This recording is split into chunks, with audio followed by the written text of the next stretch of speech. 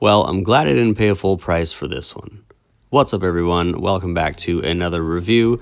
This is a smaller set from the Marvel line, number 10789, and it is from the 4 Plus part of the LEGO lineup, so it does come with just a few pieces, 48 in total. It's called the Spider-Man's Car and Doc Ock, so not super descriptive there, but pretty to the point. Looking at the box art now, it looks pretty good on the front, not a ton going on for the sides of the box, and the back of the box is pretty straightforward, not a ton of detail, but tells you what you need to know there. Flipping it back around, again, I do appreciate the box art on the front. You've got that cityscape in the background there with the night sky and the moon, so pretty nice overall. And this does come with 2 minifigures, so we'll be talking about that in a little bit. One of them is that Spider-Man there, shown as the 1-to-1 size comparator on the top of the box. And yeah, 4 Plus builds typically don't have a ton of detail, but again, the price and minifigures are what drew me in. Having it all put together now, you can tell this is just 48 pieces because there's not a lot to cover. So we've got the car for Spider-Man, and then you've got Doc Ock and what looks to be a lamp post. And then you've got that kind of dome curved shape of a webbing to either apply to the lamppost. I've also seen that you can put it in Spider-Man's hand with the attachment on the opposing side there. So again, not a ton of detail. I also don't quite understand why Spider-Man would need a car, but we'll get into that a little later. The car itself, though, is pretty decent. Looking at Spider-Man, he also is not too bad. I appreciate the difference in the head of the minifigures on these. I will say I like the big eye look for Spider-Man. It is a little bit cartoony, but I kind of think it works.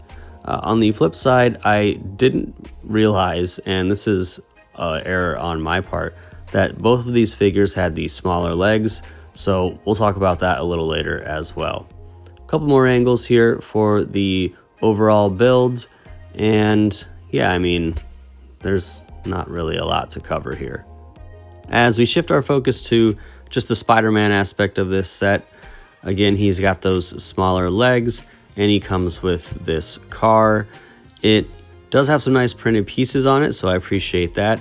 One being the eyes on the front end of the car, and then that hood piece in the middle. We also have another feature here with that webbing in the back of the car, in that it does glow in the dark. So with a little bit of a charge by a light, you can see here, once I've killed the lights in my setup, that those pieces are glowing, which is kind of cool. It's just a bit sad that we seem to be getting this level of quality and detail in terms of printed pieces and glow in the dark pieces in a set like this, and not in sets that cost so much more money. Instead, they want to throw stickers in there, but I digress. Looking at the Doc Ock part of the build, which was the big draw for me, you have that lamppost assembly with the webbing. You can also move that over to Spider-Man and have it in his hand if you wanted. The lamppost does seem to match in the color scheme of Doc Ock, which is that classic green and yellow with the gray extra arms. I thought that was neat. And the other thing that stood out as unique about this figure was just its overall look. And I think a big part of that was something that I didn't notice until I got it in hand, but it seems that the Doc Ock being represented here is a bit of a gender bend, in that it's being shown as a female figure. So if that's from any more modern or recent media, let me know down in the comments, because I've only ever known Doc Ock to be played as a male figure. But let me know, just purely out of curiosity, not trying to get political. Just thought that was interesting, as that's the first time I've ever seen that character represented as a female. Turning the figure around, we have that apparatus on the back that helps hold the extra arms, and then removing that all together, we see some nice back printing on the figure. As mentioned earlier, this does have the smaller legs, but on both Doc Ock and Spider-Man, those legs do move, so that's a nice plus. And if you did want to swap those out for full-size standard minifigure legs, it it wouldn't be too hard because both of them are just plain colored. This is kind of a hit or miss. I got it for the $6-7 range, and I think that's fair just because I liked that Doc Ock fig, but any more than that, I'd say this is probably a pass.